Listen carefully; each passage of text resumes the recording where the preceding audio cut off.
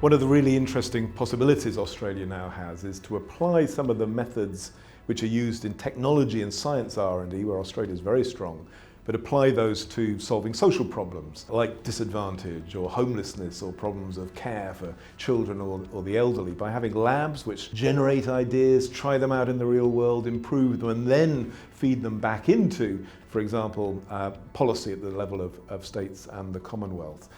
And I hope in the next 5 or 10 years we'll see a systematic infrastructure of social R&D building up with organisations like Paul Ramsay Foundation as central players. I think there's also an important role to be played to make the most of this moment in really expanding a sense of social imagination. What kind of society do we want to be living in 20, 30 years from now? What could welfare look like? What could neighbourhoods look like? What could families look like? What could democracy look like? And in many ways we've had in much of the world, a stunted social imagination in recent years. We can imagine ecological disasters in the future, we can imagine perhaps where technologies are going, but we struggle to imagine a desirable, plausible future for our society. And this seems to me, again, a space where foundations, working with universities, working with governments, working as civil society, can be doing systematic work to describe in some detail what a plausible future, for example, of the care system might look like.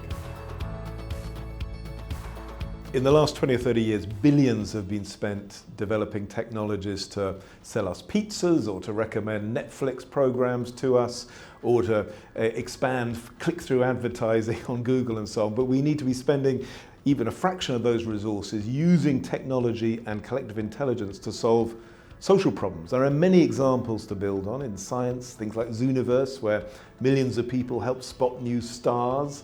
Wikipedia, many people use every day, collective intelligence of the world's knowledge. Projects like We Farm in Africa, where 1.5 million farmers share their own knowledge and experience to help each other sort out problems. These don't cost anything like as much as the cost of the big digital platforms, but that's where we need to be mobilizing creativity and imagination to solve some of our social problems.